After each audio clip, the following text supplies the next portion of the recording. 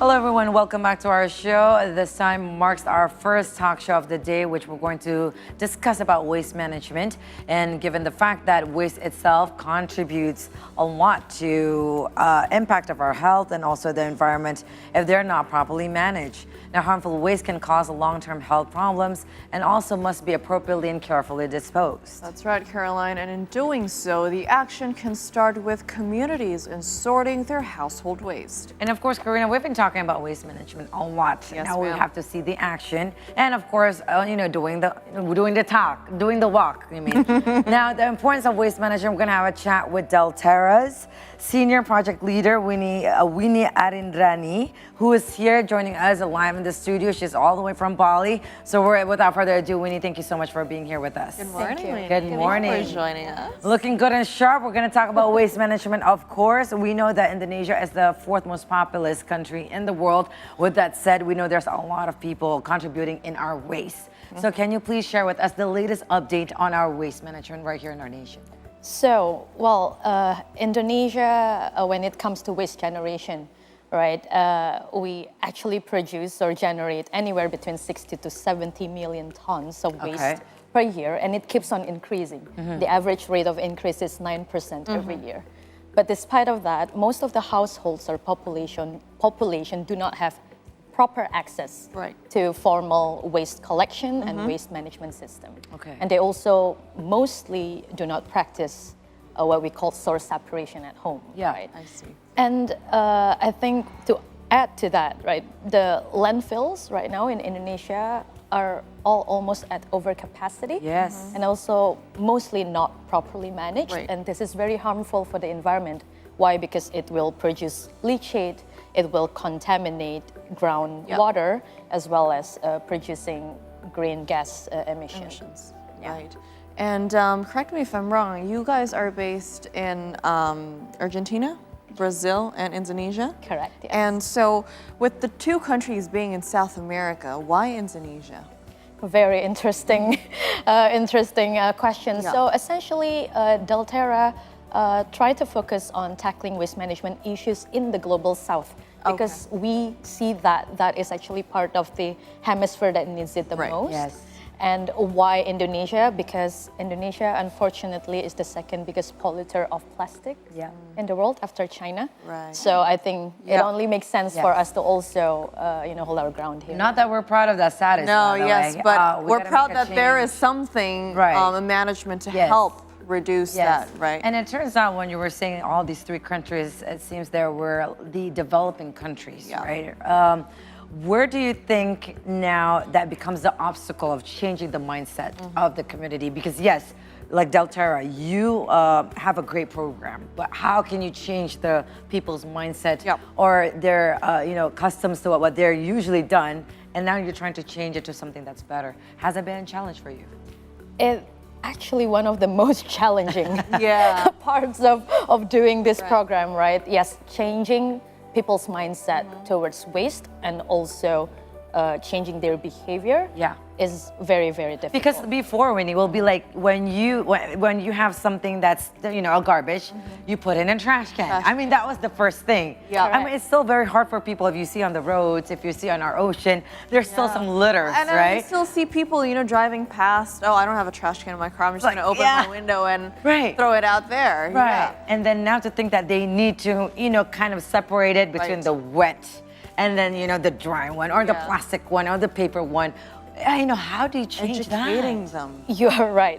Like now people's mindset is still sort of like, when it comes to trash or garbage, it's out of sight, out of mind. Right? Right? We don't really think the best about way to put it, Exactly. We don't really think about what would happen to those waste after we throw them. Right. Right? And it is challenging, but behavior change is possible through several things, right? The first one, obviously, role modeling. It all starts at home. If you want to teach your kids to separate their waste, then you as a parents, you better actually do that, right? Instead of just telling them to do so. And then second, households or individuals need to be facilitated in order to do so. Right. I think most of people think that like when you have to sort your waste, you actually put it into one bin and then after that you need to sort it. No, it's not the case. You actually have to have like several bins at home. Right. And then you already wire your mind, you know, like, okay, if it is organics or food waste, then I will put in the certain containers, etc. So it's easier for you to do that. Right. And lastly, for people to actually do that change, they need to see that change are happening and it's happening across the chain. You don't want to separate your waste. If let's say you see your waste collector mix the waste all over again. That's so like true. why I should did the do hard that? work, and then it's just like, what? Exactly. I did all that. Yeah. Now, just So, yeah. touching base on that, you specifically right now focus on the province of Bali. Now, the reason behind that, is it because one would argue that it's more progressive there with the, you know, there's a lot of different cultures mixing in Bali, sort of people just more somewhat educated. So I guess it's an easier jumpstart to sort of implement that mindset there. Or is there another reason behind it? Well, the reason behind it is obviously, you know, it's all eyes are on Bali. Yes. Right? It's the center of tourism for our country.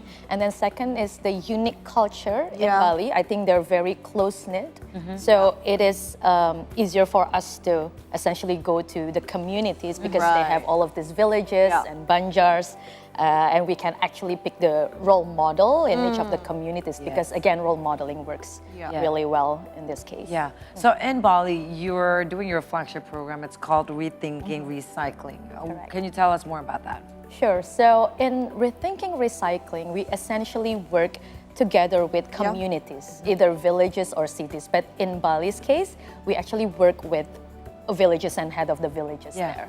What we do are several things, right? The first one, Delterra actually give trainings door to door to households to essentially emphasize, right, and educate the importance of source separating your waste, what will be the effect of the environment if you don't do it, etc. So we do education on source separation. Right. And then secondly, we work with, right now we're actually working with 6 villages in Denpasar Regency, right? And we are going to expand our program, Rethinking Recycling program in Badung Regency, working with over 60 villages. And not just with the head of the villages and communities we're working with, but we also teach our friends at the TPS 3Rs, or Tempat Pembuangan Sampah, Reduce, Reuse, Recycle, right? And train them on doing a sustainable waste management system. And what does that mean, right? So we educate them and train them on how to do waste sorting. And then second, once the waste is sorted, we actually teach them on how to process each of the categories of waste into productive use, right? For example, organics, we can actually turn it into compost, and plastics, we can find an off-taker for them to further process, hence essentially supporting the circular economy. So that's what we do, and we are obviously not doing this alone. We are working together with the Regency government as well to roll out this program. So to ensure that all of the policies that they're enacting, you know, all of the other programs that are related in waste management are actually aligned with Rethinking Recycling programs, so we can actually see the change end to end from households until, you know, like the end of the chain, which is landfill.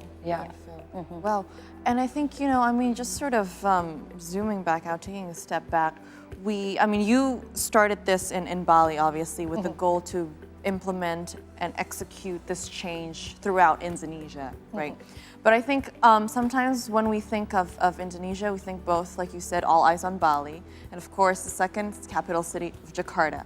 Would you say the same implementation can be used here in the capital city, where I guess people's mindsets and their way of thinking are a little different than, you know, the more laid-back, tight-knit community of Bali?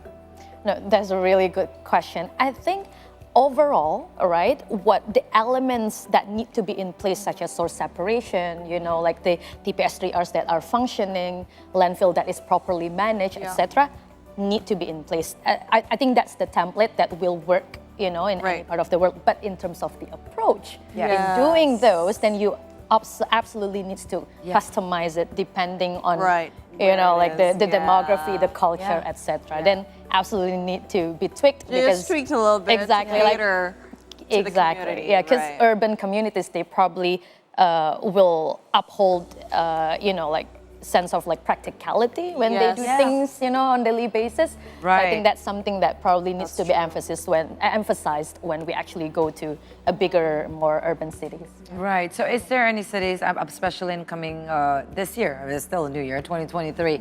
Any other provinces or big cities that you guys are trying to venture, especially for this program? So in Indonesia, for the next 3 years, we're actually focusing on Badung Regency only because Okay. we Badung is wanna quite do big, it. by the It way. is Yeah, there's big, a lot of exactly. people there. 600,000 population, Yes. right? We're talking about Right. 60 villages and also other districts or kecamatan, right? And we want to do it properly and want to do it end to end, Right. working alongside with the Regency government. Yeah. And we also want, you know, like Delterra's objective is essentially to make Badung Regency as a role model. So then in the next 5 years, we can also do this in the whole southern Bali, which is, you know, part of the touristy place of Yes. Bali, home of 2.5. When you were saying Badung, I'm like, Exactly. Yeah. So yeah, in the next 5 years, we want to focus on southern Bali. With it's a home of 2.5 million population. Yeah. And with the hope after that, in the next 8 to 10 years, we can scale our program and venture to other parts of Indonesia. No, I think it definitely starts. I feel like you need to make sure you do a good job there to be good enough of an example for sort of other cities and other provinces to then follow. Yeah. Absolutely. So, do you also work with local organizations in regards to this flagship program itself? Yes, we do, and we have to. Right? Like it's a very complex and systemic issue that we need to play with key players. Yes. Right? Essentially, work with key players in Bali. So first of all, we work with government, the Yes, of relevant national Yeah. ministries, Right. and also regency governments for them to enforce the relevant and you know policies, right, for us to be able to enforce this program on the ground. And second, we also work with other nonprofit organizations who also do, you know, other kind of interventions to ensure that we can learn from each other and also do not duplicate the efforts as well. Yes. Right? And lastly, we also work with companies and foundations and other for-profit organizations to essentially, you know, like do any kind of partnership, including funding our program as well. Right. You know, I'm very interested, Karina, if you don't mind. You know, my follow-up question is just because it seems that there are many of these great programs, especially Delterra's, with this Rethinking Recycling. Rethinking Recycling. Thank you for correcting me. How was the response? Because one of your pursuit is you go door to door. I wonder how was the response to the people itself, especially from the community, especially if they don't understand or this is something that is new for them. How would they respond to this? Because this is a behavior they need to be, you know, kind of adapt. Yep. Was it very easy for them to understand? Were they reluctant to do it because, oh, now I need to buy 3 other bins now in the house where usually I just buy 1 trash can. How was it in the field itself? Great question. Delterra has learned a lot for the past 3 years on how to actually change people's behavior. And in Bali, as I mentioned before, like the communities are very close-knit and also have a very strong role modeling culture. So I think when we already change the mind of, let's say, a head of the villages or any kind of village figure, and work together with them, right, to change everyone's mind and do some level of mass communication before we actually do education door to door. Right. It will then like make the huge change easier. Yes. Yeah. Okay, So I think that's go the to the key. head first. It's always been like that. If we're going to war, it's always the head first. Yeah, top down and then bottom up. That's right. That always Both works. ways. I think, you know, now hearing you share about this, Winnie, I think back in the day, I wish they actually taught this in school to an extent. You know what I mean? Of course. And I think educating kids, and like you said, it all comes from home, but I think it's also important to teach them young on how to differentiate, how to really for your trash because it's not something you actually think about. Yeah, you it's know? not a second nature yet. No, no, it's not, and I think it should be because Right. that's how you make the change. Right. Yeah. Yeah.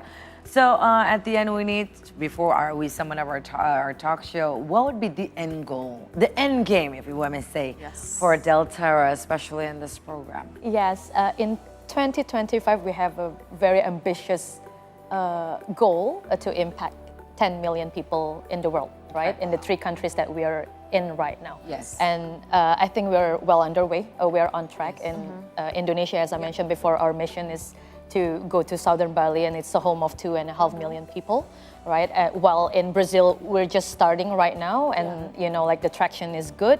And in Argentina, we're actually now scaling in 10 cities, and if things go well, fingers crossed, we're actually gonna cover 20% of the population of Argentina. Wow. And okay. Argentina's got a huge population. Yes. That's really big. And also for us too, I mean, if we can Yes. change and adapt to be better, we can make a difference and a good impact also to our planet. Again, ma'am. Winnie, thank you very much for coming you here so to our studio to elaborate your program of Rethinking Recycling. What can we contribute? Starting from home, guys. That's what we can do, right? Recycle, reuse, and also just be smart in how you handle your waste management. Thank you very much once again, Winnie. Thank you Hopefully for we're going to having me see here. you again right here in the studio for our latest updates. Yeah. Thank you. We're going to take another quick break right now. When we return, we'll have more updates from around the world from our earlier segments. So stay tuned right here on the C Morning Show, only on C Today.